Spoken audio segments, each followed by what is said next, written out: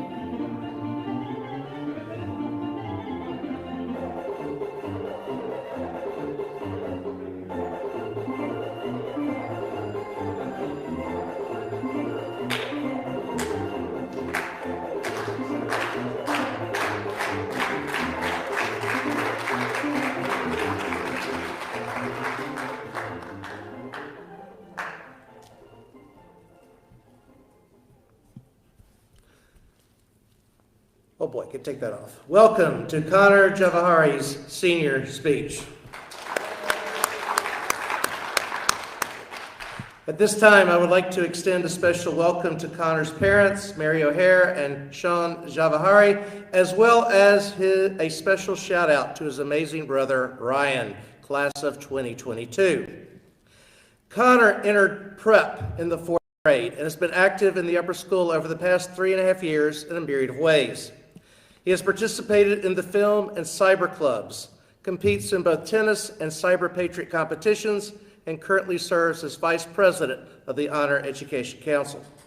And in case you did not know it, Connor takes flying lessons at Augusta Aviation, so he is obviously aiming high.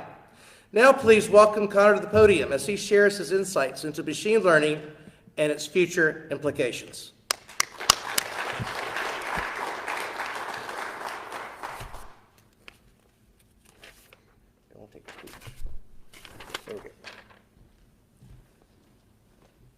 What is machine learning?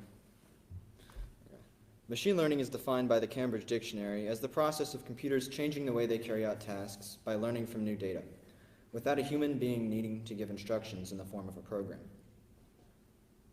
This speech will focus on machine learning models called artificial neural networks, a model loosely based on neural networks located in the human brain. They're being trained to do many things, from driving cars to predicting when people will get sick. But for now, we'll start simple. Let's say you're trying to teach a computer how to recognize numbers. You would begin with this image of the number itself, which in this case is a 7 made up of 28 by 28 pixels.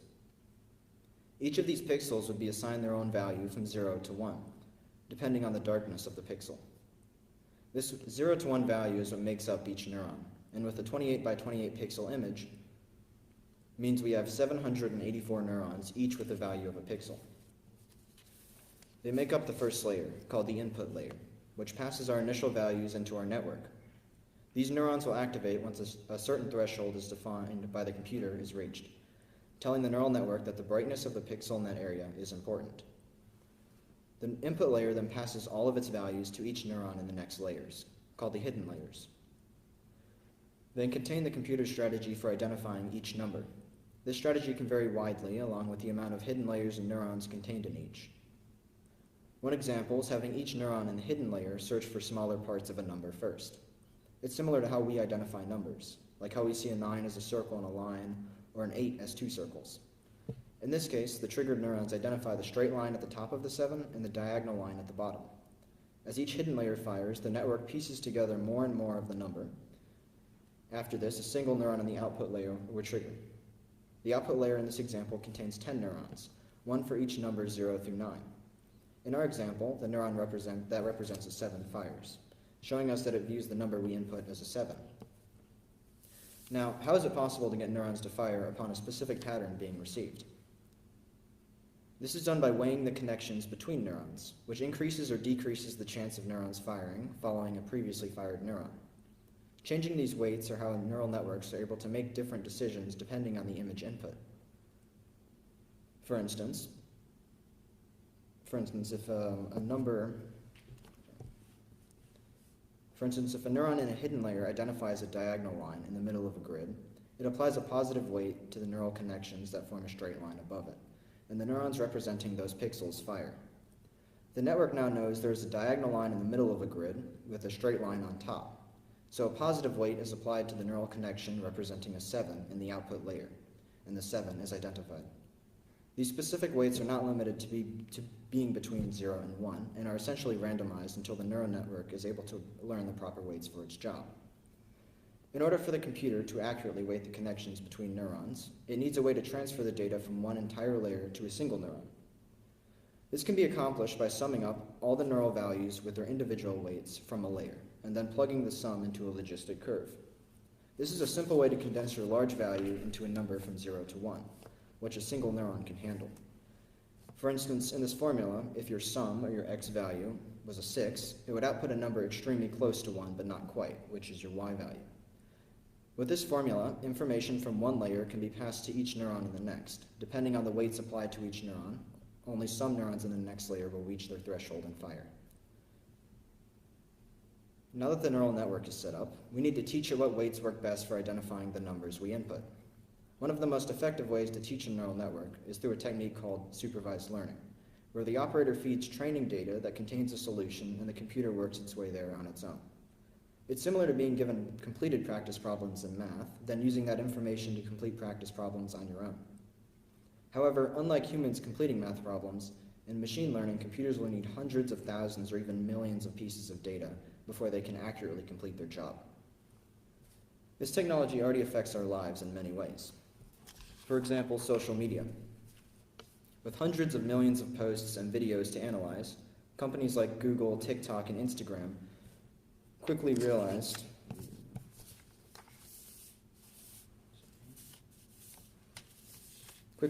they need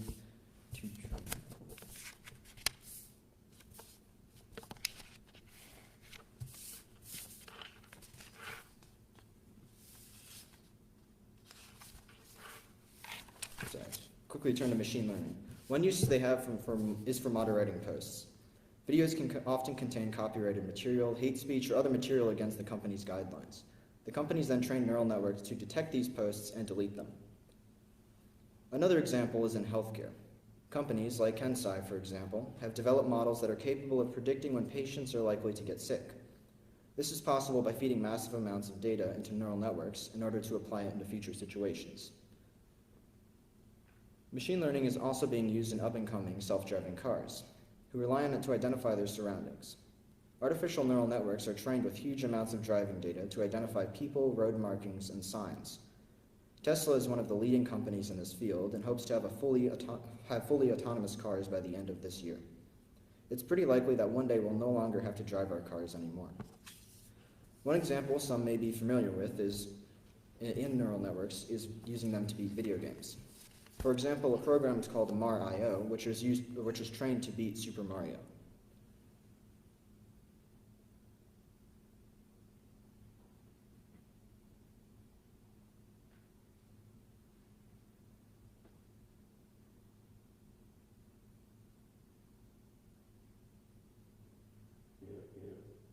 This structure, colored lines and blinking boxes, is called a neural network.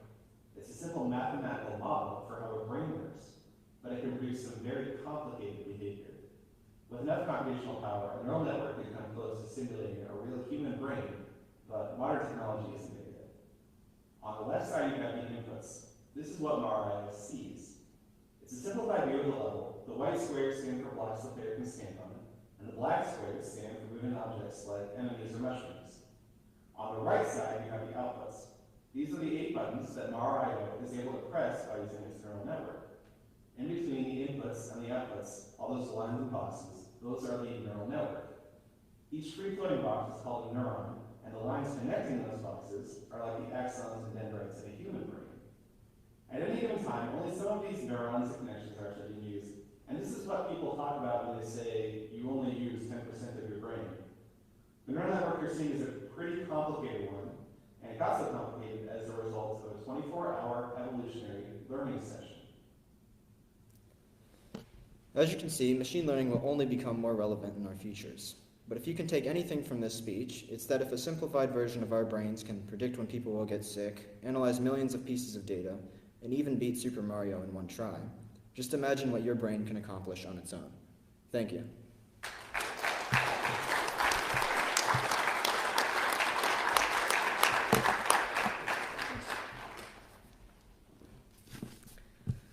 Congratulations, Connor. This is one of the important milestones that seniors have to pass through, and he has done so, and also informed me that maybe one day I'll have somebody driving my car for me and it'll be a machine, and that'll be kind of different, won't it? But anyway, thank you for helping us try to understand a little bit about what is out there as far as machine learning. Your audience awaits.